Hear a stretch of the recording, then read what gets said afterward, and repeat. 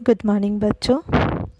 आज क्लास 7 का व्याकरण चैप्टर 1, क्लास 7 का अभी तक मैं व्याकरण का एक भी चैप्टर नहीं दी हूँ, तो ये हमारा फर्स्ट चैप्टर है प्रथम पाठ का, जो कि है भाषा, लिपि और व्याकरण।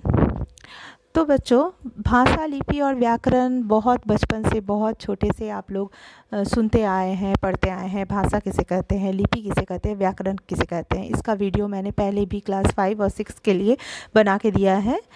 भाषा, लिपि और व्याकरण की परिचय और परिभाषा अगर कहे तो कुछ नया नहीं है आप लोगों के लिए। आप लोग इन शब्दों से पहले से ही परिचित हैं, पर जैसे जैसे हमारे वर्ग बढ़ते जाते हैं, हमारी क्लास बढ़ते जाते हैं, हम इसे और विस्तार से जानते हैं, हम इसका और विस्तारित रूप पढ़ते हैं। तो हम लोग इसमें भी भाषा से हम लोग उस प्रकार से इंट्रोड्यूस होंगे। तो भाषा यानी लैंग्वेज, जैसा कि हम लोग पहले से जानते हैं कि भाषा क्या है, तो भाषा भावों के, विचारों का आदान प्रदान का साधन है। बच्चों, भाषा मानव समाज के लिए अत्यधिक महत्वपूर्ण तत्व है। हम भाषा के माध्यम से ही अपने मन के विचारों को, मन के भावों को दूसरों पर प्रकट कर पाते हैं। भाषा संप्रेषण यानी कम्युनिकेशन का साधन है। अगर हम अपने मन के विचार दूसरों तक नहीं पहुंचा पाए तो हम अपने लिए बहुत सारी असुविधा खड़ी कर लेते हैं।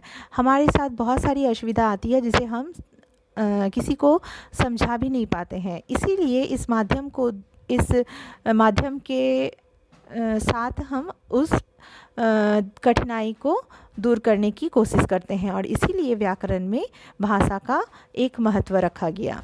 बच्चों, आपके बुक में भाषा की परिभाषा दी हुई है। भाषा भावों और विचारों के आदान प्रदान का साधन है। भाषा के कितने रूप होते हैं, तो भाषा के दो रूप होते हैं, मौखिक भाषा और लिखित भाषा। मौखिक भाषा, जो भाषा मुख से उच्चारित भाषा है या मुख से बोलकर हम अपने मन के भावों को जब दूसरों तक पहुंचाते हैं, तो वह मौखिक भाषा कहलाती है। लिखित भाषा में व्यक्ति अपने मन के विचारों और भावों को लिखकर व्यक्त करता है, तो उसे लिखित भाषा के अंतर्गत रखते हैं। जैसे पत्र पत्रिकाओं या पुस्तकों या समाचार पत्रों में जो हम भाषा पढ़ते हैं, वह भाषा की लिखित भाषा कहलाती है। इसके अलावा बच्चों, आपके बुक में है मातृभाषा। मातृभाषा जब बच्चे अपने परिवार से सीखते हैं, यानी माँ के मुख को देखकर या सुनकर जब पहली बार बच्चा बोलना सीखता है, चाहे वह किसी भी भाषा में हो, किसी भी जाति धर्म का बच्चा हो, तो वह मातृभाषा से परिचित होता है, वह मातृभाषा सीखता है। इसके अलावा है राष्ट्रभाषा। राष्ट्रभाषा वह है जो देश के अधिकांश नागरिकों को द्वारा प्रयोग में आता है। मतलब हम जानते हैं भारत विविधताओं का देश है, इसके हर एक क्षेत्र की अपनी अपनी विशेषता है, अपनी अपनी भाषा है, अपनी अपनी बोली है, लेकिन ज़्यादातर क्षेत्र में बोले जाने वाले भाषा को हम राष्ट्रभाषा या राज्य भाषा के रूप में जानते हैं। राज्य भाषा भी सेम है। राष्ट्रभाषा यानी जो लोग ज़्यादातर बोलते हैं, और राजभाषा यानी सरकार ने अपने सरकारी कामकाज के लिए जिस भाषा को मान्यता दी, और उसे मान्यता मिली 14 सितंबर 1949 यानी 14 सितंबर 1949 को। यह भारत सरकार द्वारा मान्यता प्राप्त भाषा, जो कि हिंदी है, जो हर सरकारी कामकाज में लाया जाता है। इसके अलावा बच्चों, भारत में और भी 22 भाषाओं को मान्यता दी गई है, और विश्व में 150 से अधिक विश्वविद्यालयों में हिंदी भाषा की पढ़ाई होती है, हिंदी भाषाओं का अध्ययन होता है। तो ये था भाषा। अब बच्चों है भाषा और बोली। तो भाषा और बोली में ज़्यादातर प्रश्न आता है। बोली जो है, मैं आपको थोड़ा सा बता दूँ, ये भाषा का क्षेत्रीय रूप है, मतलब छोटा रूप, यानी अंचल में, क्षेत्र में बोले जाने वाले भाषा को हम बोली कहते हैं। इससे किसी भी साहित्य का निर्माण संभव नहीं है, क्योंकि यह बहुत छोटा सा रूप है भाषा का। लेकिन बच्चों, भारत में अनेक क्षेत्रों में यह बोली बोली जाती है। अक्सर आपके बुक में भाषा और बोली में अंतर स्पष्ट करने के लिए आता है, जो कि आपके इस पाठ में भी है, और उसका प्रश्न और उत्तर मैं दे चुकी हूँ। इसके अलावे है लिपि। लिपि जो है बच्चों, वह ध्वनियों के लिखित रूप का ज्ञान को लिपि कहते हैं, परंतु सिर्फ लिखित रूप नहीं, बल्कि लिखित रूप के लिए जो निश्चित चिन्हों की व्यवस्था है उसे हम लिपि कहते हैं। यानी ध्वनियों के लिखित रूप के लिए निश्चित की गई चिन्हों को हम लिपि कहते हैं। तो ये था लिपि। इसके अलावे भाषा, कौन से भाषा की कौन सी लिपि है, जैसे हिंदी देवनागरी लिपि में लिखी जाती है, अंग्रेजी रोमन में लिखी जाती है, उर्दू फारसी लिपि में लिखी जाती है, पंजाबी गुरुमुखी में लिखी जाती है।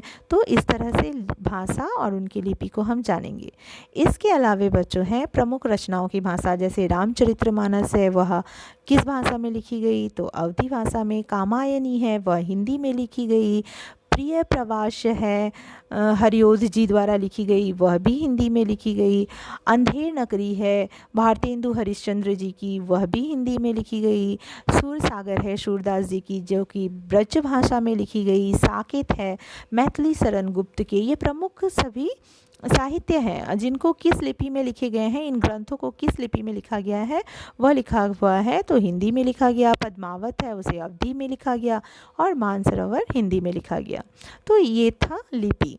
अब आया व्याकरण। व्याकरण जो है वह बच्चों भाषा के शुद्ध रूप का ज्ञान कराता है, यानी भाषा को शुद्ध शुद्ध लिखना या पढ़ना हमें व्याकरण सिखलाता है। और व्याकरण के आपके पाठ में जो है वह 3 अंग दिए हुए हैं। अब तक आप लोग सिर्फ व्याकरण किसे कहते हैं पढ़ते हुए आ रहे थे, पर अब आप लोग जानेंगे व्याकरण के कितने अंग हैं। तो व्याकरण के 3 अंग हैं, वर्ण विचार, शब्द विचार और वाक्य विचार। मैंने आपको वर्ण विचार, शब्द विचार और वाक्य विचार कहा। आपके बुक में थोड़ी अलग तरीके से लिखी हुई है, वर्ण व्यास, शब्द रचना और वाक्य रचना। मोस्ट प्रोबेबली ये सेम ही है, लेकिन फिर भी आप लोग को कन्फ्यूज़न ना हो इसलिए मैंने इसे बताना उचित समझा कि वर्ण विचार भी हम लिख सकते हैं, शब्द विचार भी हम लिख सकते हैं और वाक्य विचार भी हम लिख सकते हैं। तो ये था पार्ट जो कि मैंने आपको थोड़ा सा एक्सप्लेनेशन के माध्यम से समझाया। इसके अलावा बच्चों प्रश्न उत्तर हैं जो दिए हुए हैं, जैसे विकल्पित प्रश्न है जिसको मैंने सॉल्व करके दिया हुआ है। बोधात्मक प्रश्न है जैसे कि ये प्रश्न उत्तर, इसको भी मैंने आपको सॉल्व करके दिया हुआ है। उसके अलावा है सही का मिलान करें, ये भी मैंने यहाँ पे सॉल्व करके दिया हुआ है। ये सब आप लोग अपने कॉपी पर लिखेंगे और याद करेंगे।